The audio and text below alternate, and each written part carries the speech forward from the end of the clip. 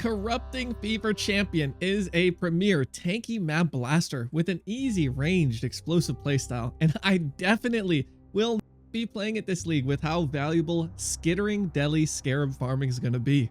There weren't any large changes to CF, just small optimizations in tree and gearing, and I forced ailment immunity onto the build because, you know, why not, bro? It's just boots and an abyss jewel.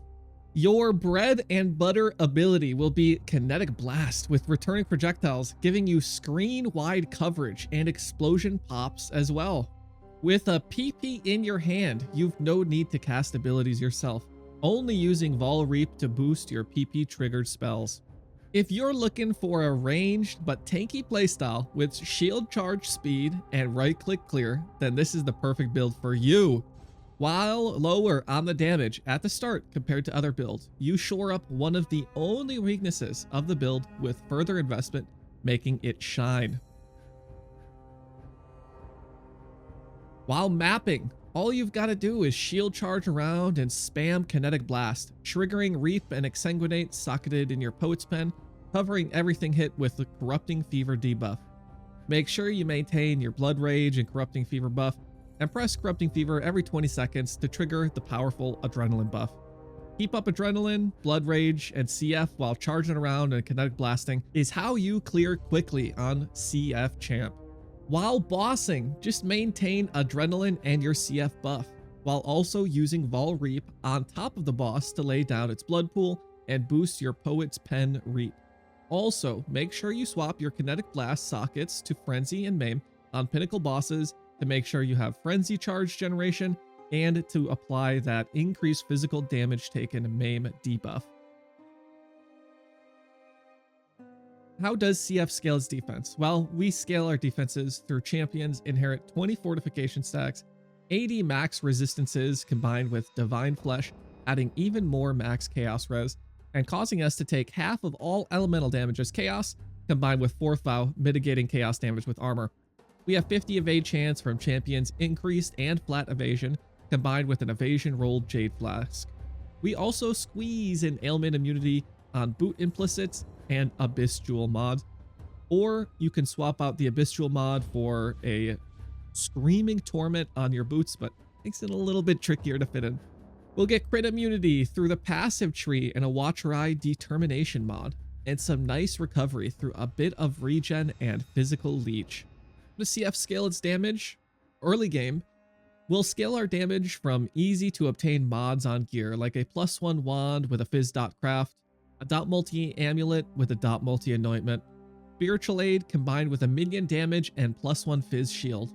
In the mid game, we'll pick up 2 large clusters with a couple notables, 5 rare jewels with some damage mods, and high quality and leveled gems.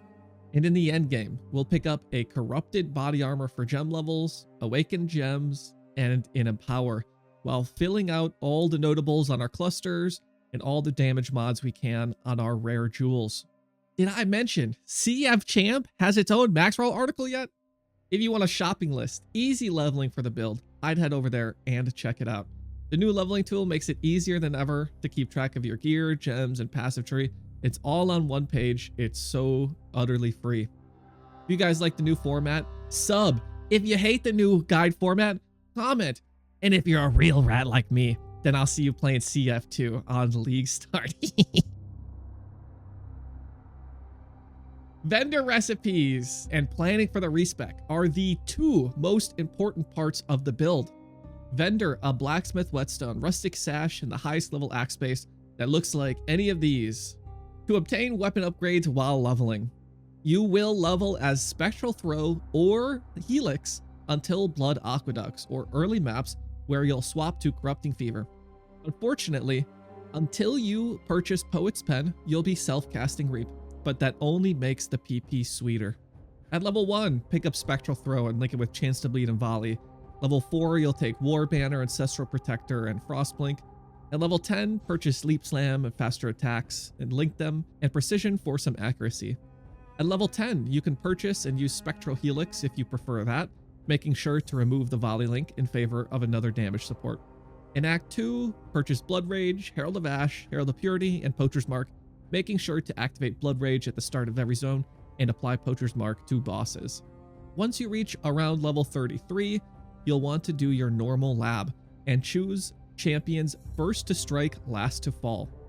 Now you'll want to add a Corrupting Fever setup linked with Life Tap or Brutality, whichever gets its cost above 50% of your life, so that you trigger Adrenaline from your Ascendancy. Adrenaline and Blood Rage are where you obtain your leveling speed. Ensure they're maintained and change CF links according to your 50% life cost needs.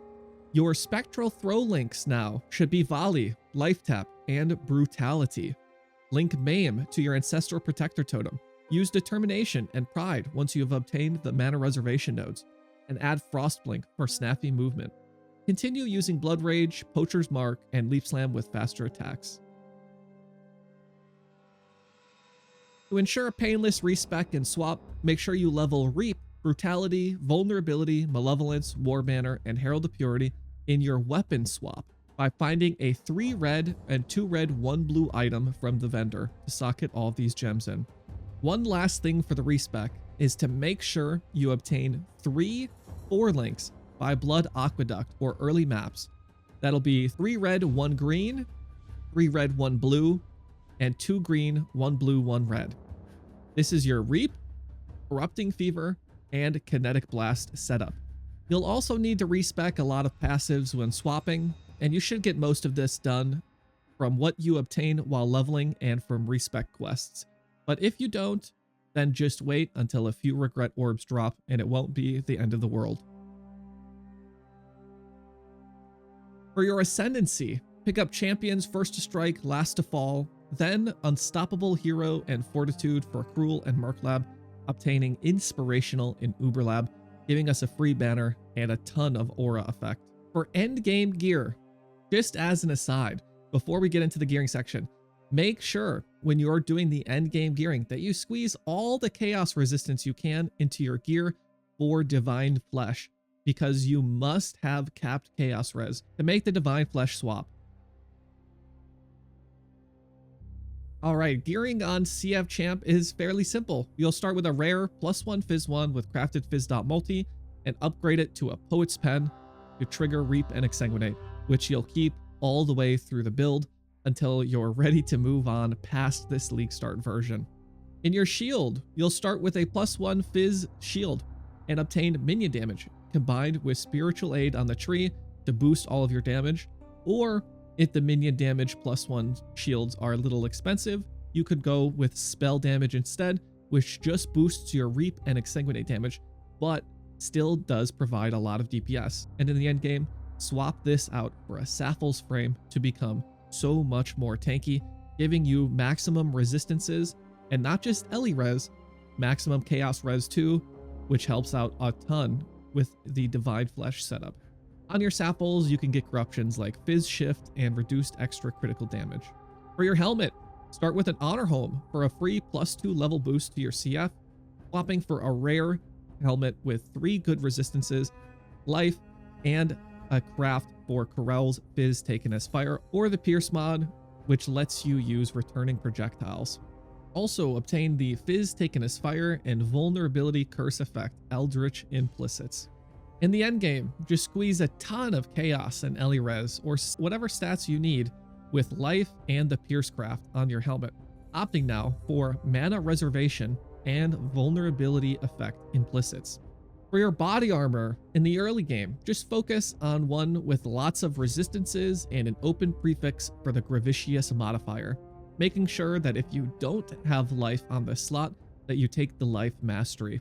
Do the same for mid-game while adding aura effect and either Malevolence, Determination, or Pride effect. In the end game, you'll use a 4th vow, giving you huge elemental mitigation, and eventually obtain a +1 socketed gem or duration gem corruption to further boost your damage. Also, keep in mind, your 4th vow and body armors only need to be a 5 link, as you cannot cast a 6 link CF setup.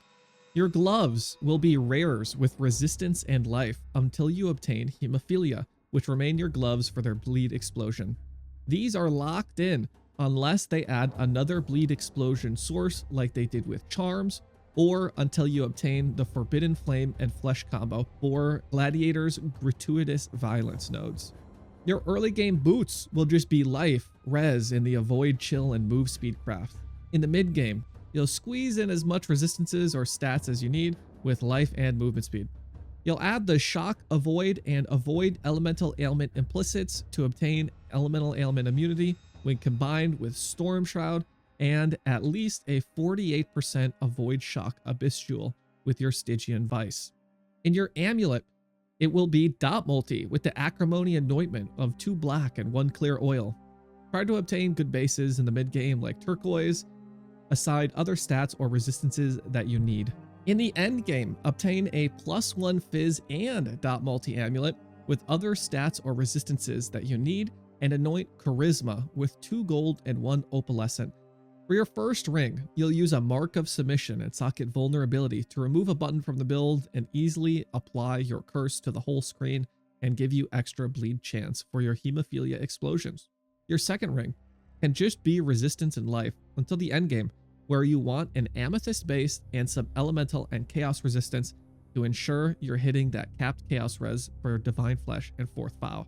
Your belt can be just resistance and life until Doriani's Invitation for its Fizz Leech, which helps a ton with recovery.